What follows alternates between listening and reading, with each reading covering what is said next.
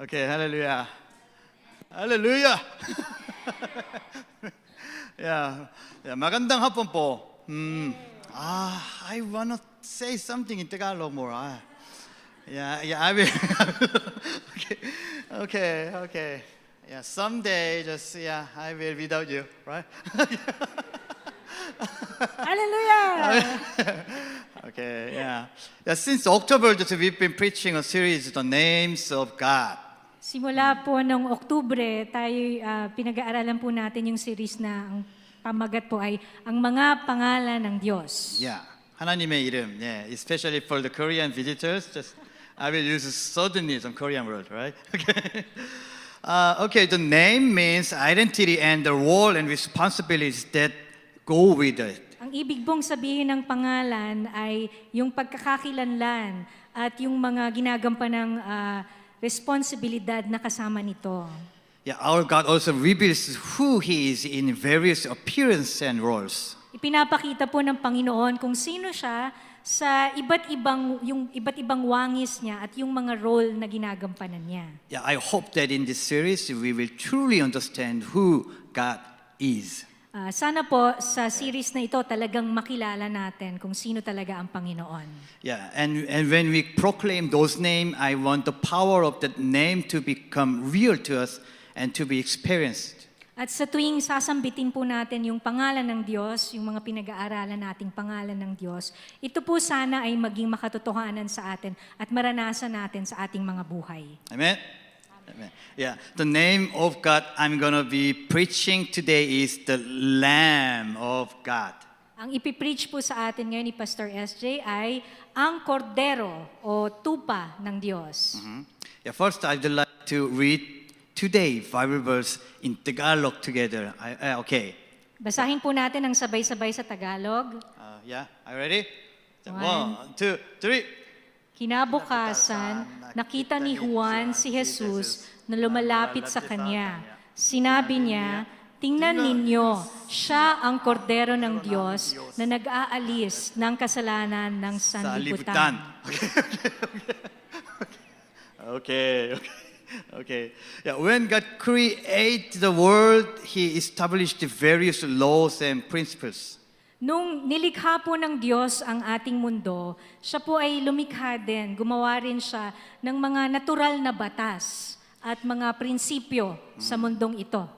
Okay, there are many planets in the universe. Yeah, very good, video team. Yeah, it's spinning at certain speed and angle. Napakarami pong planeta sa kalawakan at ang mga planetang ito ay umiikot ng may kanya-kanyang bilis at anggulo. Yeah, when we plant beans, small beans, we make them produce beans. And when we plant, mango or green mango, right mango, seed, and we make them produce mango fruit. Kapag po tayo ay nagtanim ng beans, tayo po ay makakaani din ng beans. At kung tayo naman po ay nagtanim ng buto ng mangga, ang aanihin naman po natin ay prutas na mangga. Yeah, God made it so that when we eat good food, our body is nourished and healthy. Ginawa po ng Panginoon na kapag tayo po ay kumain ng masustansyang pagkain, ang atin pong katawan ay magiging malakas at malusog. Yes, it may seem obvious, but God made law and occur according to cause. Ito ay nakikita natin, natural itong nangyayari, obvious ito. Pero ang Panginoon ang lumikha ng ganyang klaseng batas na natural dito sa ating mundo, kung saan mayroong sanhi at mayroon din namang bunga. Yeah, one of the law that God made is that in order to get something, someone must pay for it. Yeah. Isa dun sa mga prinsipyo o batas na natural na nalikha ng Diyos ay kung tayo po ay meron tayong gusto o gusto nating makuha dito sa mundong ito, kailangan po natin itong bayaran. Yeah, if we want to buy some food, something, we have to pay, right? Kung tayo po ay gusto natin ng pagkain, gusto nating bumili, kailangan pong bayaran po natin ito. Yeah, in Korea, many people they used to say like that. Nothing is free in this world. Sa Korea po, ang mga tao, may kasabihan sila, wala pong libre dito sa mundong ito. Yeah, in Korean, 세상에 공짜는 없다. Yeah, this is Korean, okay? Yeah, if you get something for free, it means that someone has taken a loss and paid for it, or you have to pay for it in some other way. Kung meron naman po tayong nakuha na libre, ibig sabihin, merong tao na nagbayad nun para sa atin. O kaya naman, kailangan nating bayaran sa ibang paraan. Yeah, every result must have a cause and responsibility. Ang bawat resulta po ay meron yang dahilan at meron ding responsibilidad. Yeah, from the moment Adam and Eve decided to reject God by eating the fruit of the knowledge and good and evil in the Garden of Eden, just our relationship with God was severed.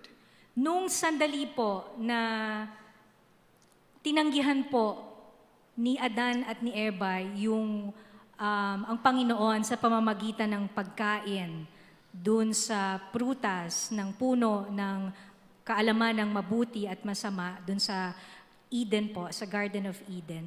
Ang naging resulta po nito ay nahiwalay sila sa Panginoon, nasira po yung kanilang relasyon sa Diyos. Yeah, since then we had been unable to communicate with God.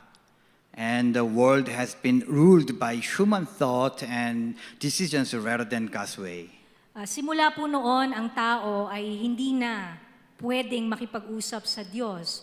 At ang mundong ito ay pinaghaharian na ng pag-iisip lamang ng tao at mga desisyon ng tao, hindi yung kaharian ng Diyos. The humans in the world became increasingly polluted and destroyed and driven to pain and death. Ang mga tao po sa mundong ito ay nagiging masama ang pag-iisip, ang mga ginagawa, at ganun din naman ang resulta nito ay nagkakaroon ng sakit at nagkakaroon ng mga pain o pasakit sa ating buhay. Yeah, the law that God made in the beginning began to be broken. Yung ginawa pong natural na batas, yung law ng nature na ginawa ng Diyos sa umpisa, ay unti-unti po ito ay nawasak. Even if somebody works hard, sometimes they can't get any harvest. Kaya po kahit na po isang tao, talagang nagtatrabaho ng sobra-sobra, pero parang hindi niya makuha yung ani na gusto niya. Napakaliit lang ng inaani niya. Yeah, some people gain wealth by killing others through the corruption, immorality, crime, and flood. Meron naman pong ibang tao na sa kagustuhan nilang makakuha ng kayamanan, sila po ay nagnanakaw, gumagawa ng mga immoral na bagay, gumagawa ng krimen, o kaya naman po ay nandaraya ng ibang tao. Yeah, people's health began to deteriorate as they ate all kinds of bad food that were killing their bodies. Ang kalusugan naman po ng tao ay talagang nasisira ng unti-unti rin dahil ang tao ay nagsimulang kumain ng mga pagkain na hindi maganda, kaya ang tao ay nagkakasakit. Yeah, alcohol and drugs make people lose control of their will and faith. Ang alkohol naman po at ang droga ay nagdudulot sa tao ng kawalan ng pagtitimpi sa kanilang isipan, sa kanilang kalooban, at kawalan ng pananampalataya. Yeah, in order to solve all these problems for the relationship with God to be restored and reconnected, someone had to pay the price. Para po malutas ang mga problemang ito ng tao, kailangan po na ang relasyon ng tao sa Diyos ay magpanumbalik. At para mangyari ito, kailangan pong mayroong magbayad nung presyo ng pagpapanumbalik ng relasyon na yon, yung nasirang relasyon. Because nothing is free in the world. Dahil wala pong libre sa mundong ito. Yeah, the consequence of sin and rejecting God and deciding to live my life according to my own will can only be paid for my doing the exact opposite by putting absolute trust in God and deciding to live the life His way. Yung parusa po nung kasalanan natin, ng tao, yung pag-reject natin sa Panginoon, kasalanan natin ng hindi pagsunod sa Kanya, yung pagpapasya natin sa ating mga buhay na hindi natin kinukonsider ang gusto ng Panginoon. Ito po ay mababayaran lamang kung gagawin natin yung kabaligtaran nito. Yeah, Ang God ibig sabihin po nito ay ilalagay natin ang kumpleto, ang absolute trust, pagtitiwala natin sa Panginoon. At tayo po ay magdesisyon na tayo ay mamuhay ayon sa kagustuhan ng Diyos. That's right. Okay. Yeah, God called Jesus Christ, who came in the flesh to the earth to cut off this sin through his purity and perfect obedience as the Lamb. Kaya po pinadala po ng Ama ang Panginoong Hesus dito sa lupa. Siya'y nagkatawang tao at namuhay siya dito kasama natin upang maputol niya yung kasalanan, pagbayaran niya yung kasalanan sa pamamagitan ng pamumuhay ng walang kasalanan at kanyang perfect na pagsunod sa kalooban ng kanyang Ama bilang kordero ng Diyos o yung Lamb of God. Yeah. God prophesied that Jesus would come as a lamb in the Old Testament all long before Jesus came to the earth.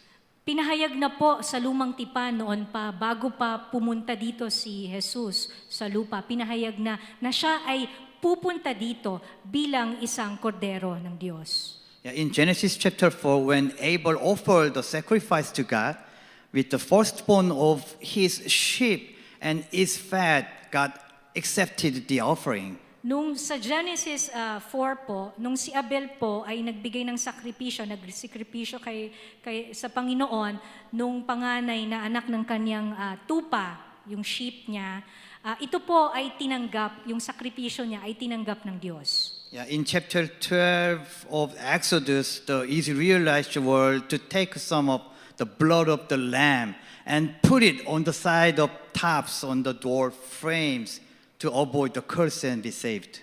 In chapter 12 naman po sa Exodus po, yung mga Israelita, naglagay sila ng dugo ng tupa doon sa hamba ng kanilang mga pintuan upang maiwasan nila yung sumpa ng kamatayan at sila ay maligtas. In addition to this, God continually spoke ahead of Jesus Christ who would come as the Lamb. Bukod pa dito sa mga propesiya na ito na tumutukoy sa Panginoong Hesus bilang tupa, bilang kordero, ang Panginoon po, ang Ama, ay patuloy na nagsasabi sa Old Testament, lumang tipan, na ang Panginoong Hesus ay darating bilang isang kordero, bilang isang tupa dito sa atin. Lamb has its own unique characteristics. Ang tupa po ay may kakaibang mga katangian. Yeah, lambs don't molt on their own, so if left on unattended days can die from the weight of the they are four, like that. All from the clumps of four blocking their anus. Ang mga tupa po ay hindi po yan nalalagas yung balahibo nila ng kusa.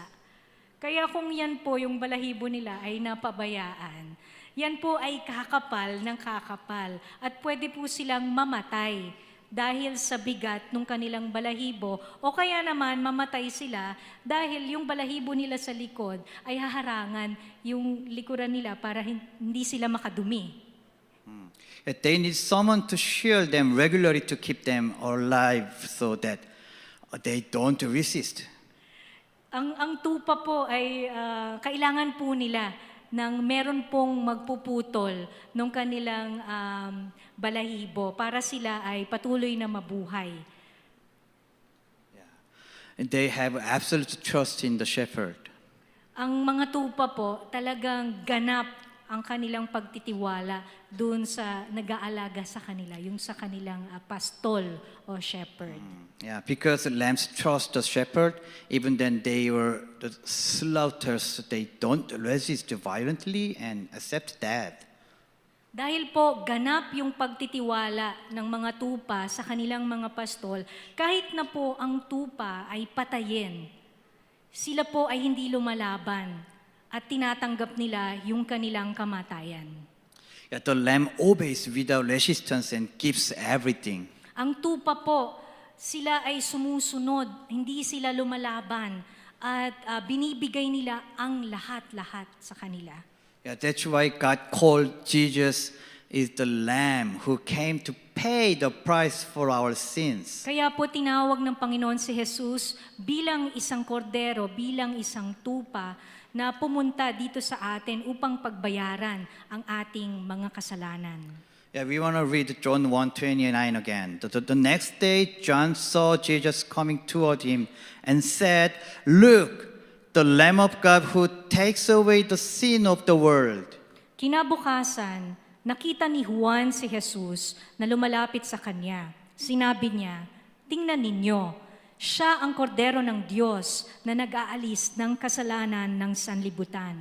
The chapter 8, verses 32 said, he was led like a sheep to the slaughters, and as a lamb before the shearer is silent, so he did not open his mouth. Siya ay tulad ng isang tupang dinadala sa katayan, tulad ng isang korderong hindi tumututol kahit nagupitan at hindi umiimik kahit kaunti man. Yeah, Jesus did not resist like a lamb. Si Jesus ay parang tupa na hindi siya lumaban.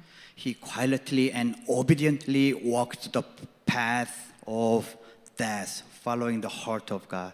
Tahimik niyang sinunod ang kaniyang ama hanggang dun sa landas ng kamatayan at sinunod niya ang puso ng kaniyang ama.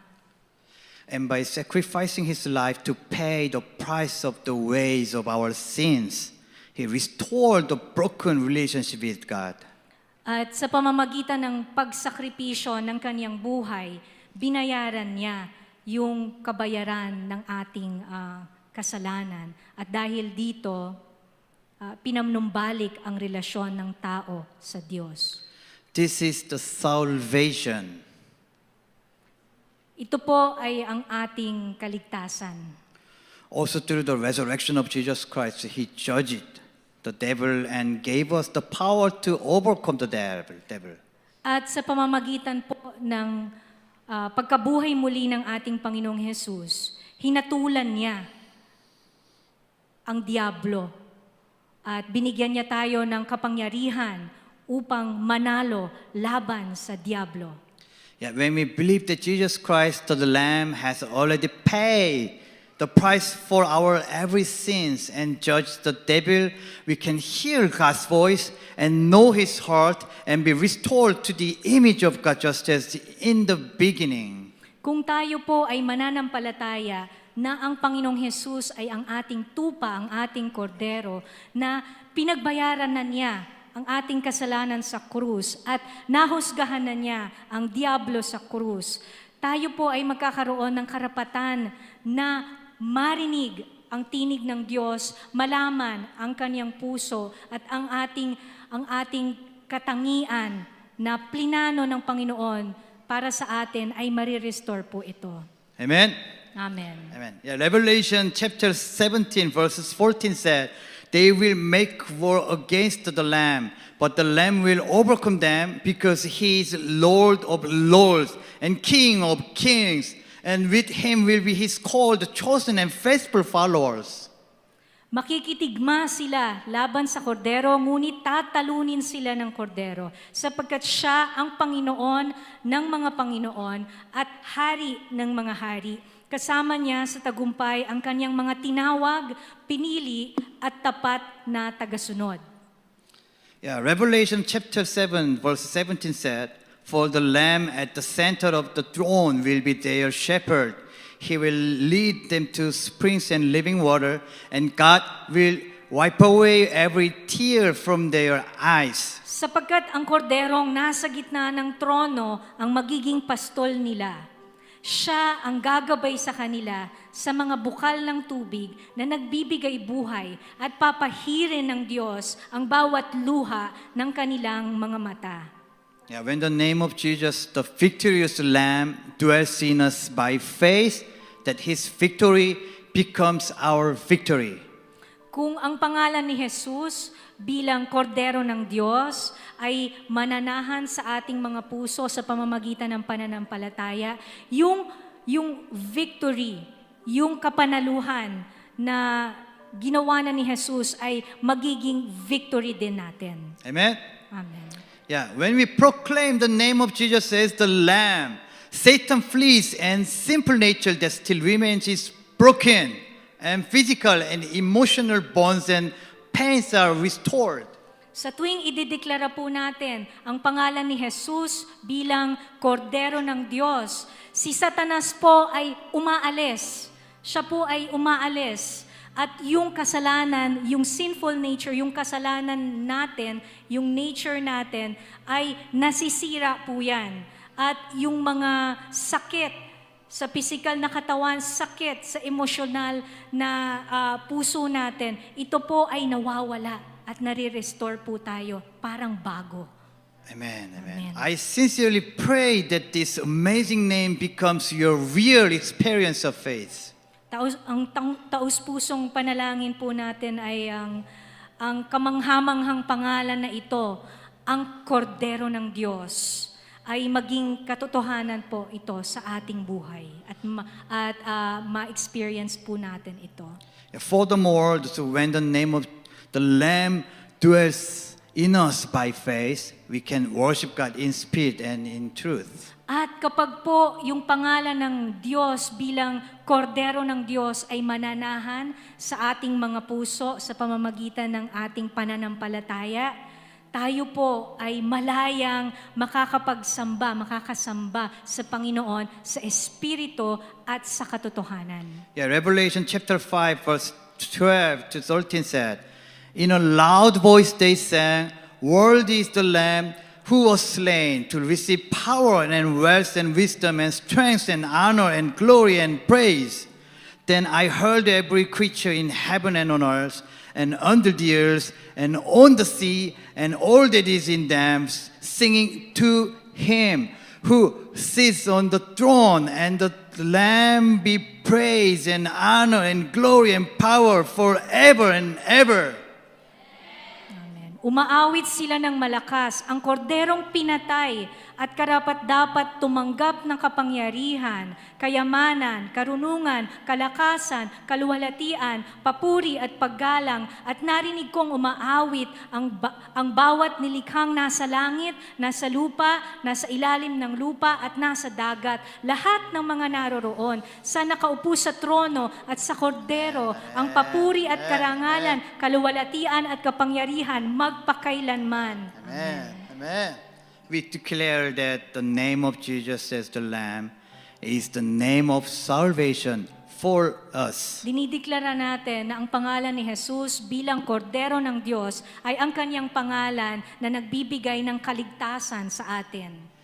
We proclaim that the name of Jesus the Lamb is the name of healing, restoration, and power for us. Dinideklara natin na ang pangalan ni Jesus bilang kordero ng Diyos ay ang pangalan na nagbibigay ng kagalingan sa atin at ng kapangyarihan sa atin.